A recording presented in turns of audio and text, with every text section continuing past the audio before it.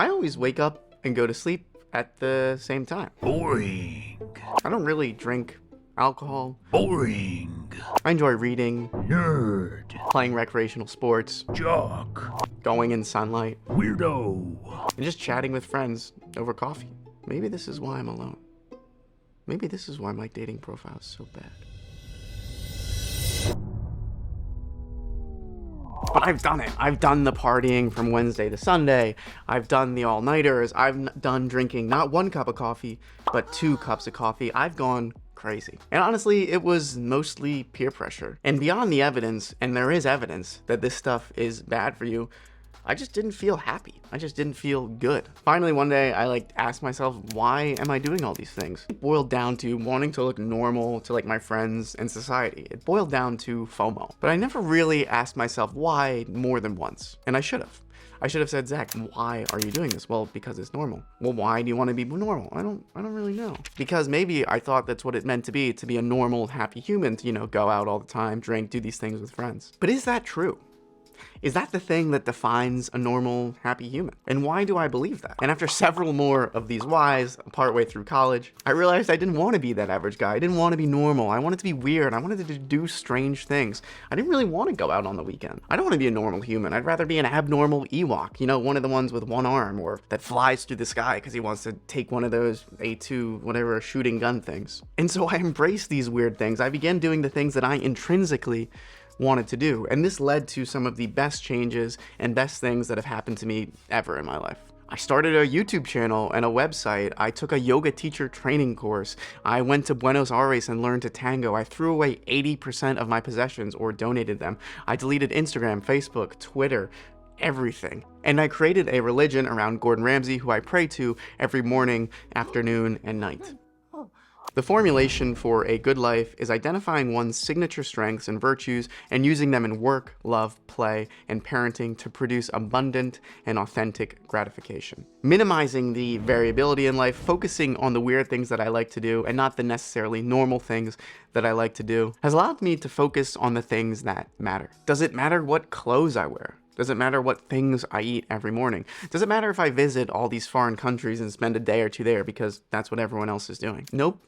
To me, doesn't matter. What matters to me is to deepen relationships with the people I care about, to be a good doctor, to create something cool and impactful on the world. And the most important thing is to make fluffy, amazing scrambled eggs.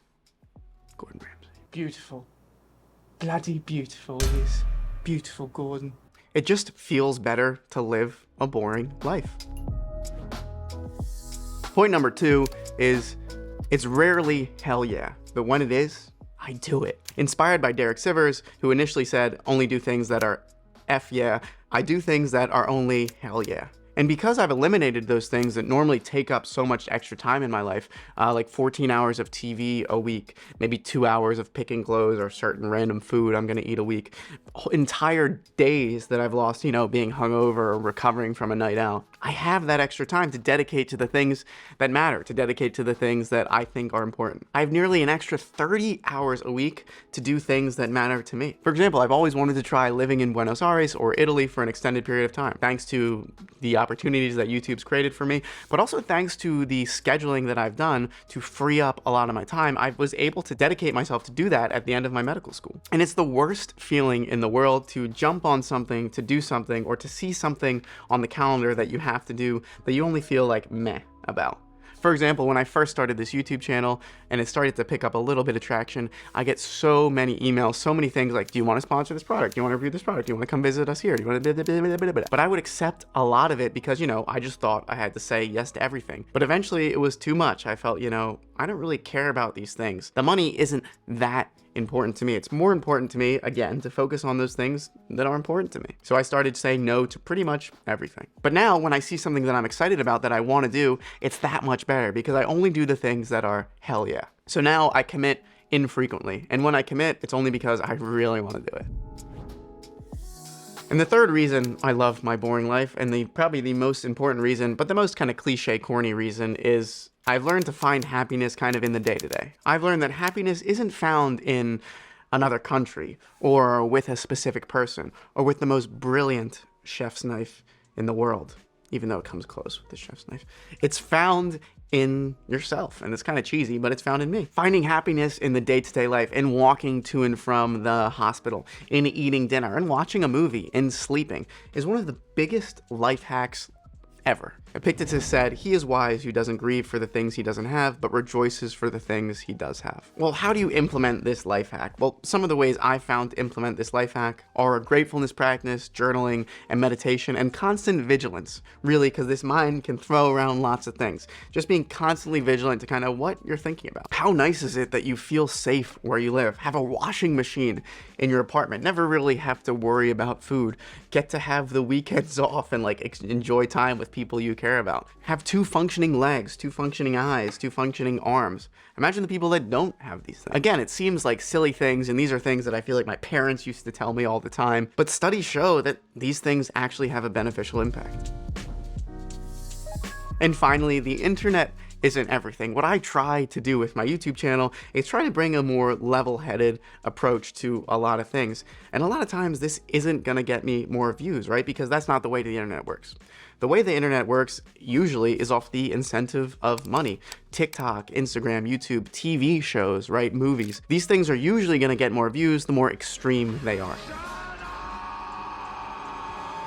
Because the more extreme things people have found get more views. And the things that get more views get paid more to advertise on.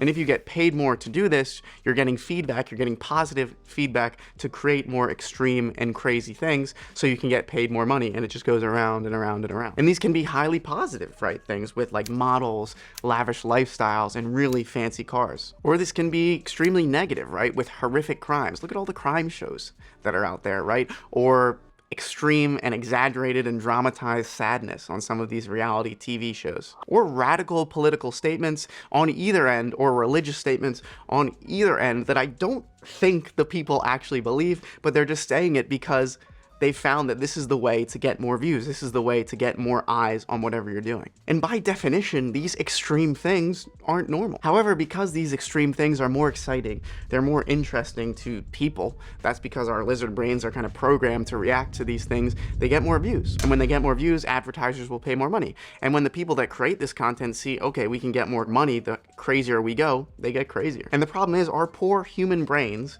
which still have a lot of lizard in them, still have a lot of other lower evolutionary things in them, react to these things. And we start to sometimes believe that these extreme things are normal, when again, by definition, they're not. The algorithms are much smarter than me. I can't beat them. And some of the best times of my life are when I've escaped these algorithms, when I'm just having a conversation with my family or friends over dinner with no phones, or when I'm playing a great intense game of soccer. I can't think about anything else. My mind is just soccer, soccer, soccer, I suck, soccer, soccer, soccer, I'm good, soccer, soccer, soccer, I suck. It's just soccer. Or when I have an interaction with a patient in the hospital, I'm thinking, not only is this cool and interesting, wow, I learned all this medicine stuff, and I actually get to learn about the human body and kind of have an impact with medicine and drugs and interventions, and I kind of understand what's going on here. That's cool. And this person's looking up to me kind of for help in this moment.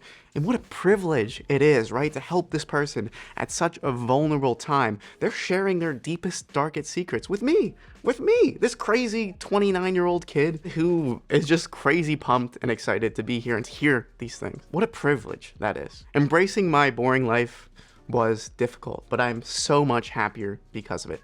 Thank you, Gordon. And here's a quote from Seneca: "Once inner peace is achieved, any place or environment will be pleasant." If you saw this fact clearly, you would not be surprised at getting no benefit from the fresh scenes. As it is, however, you are not journeying. You are drifting and being driven, only exchanging one place for another, although that which you seek to live well is found everywhere. I'm boring, and I like it. But that is it. Thank you so much for watching, and I will see you on the next one. Do you approve, O Master? O Lord and Saviour? Gordon of the Seven Tails, Gordon the Holy, Gordon the Ruler.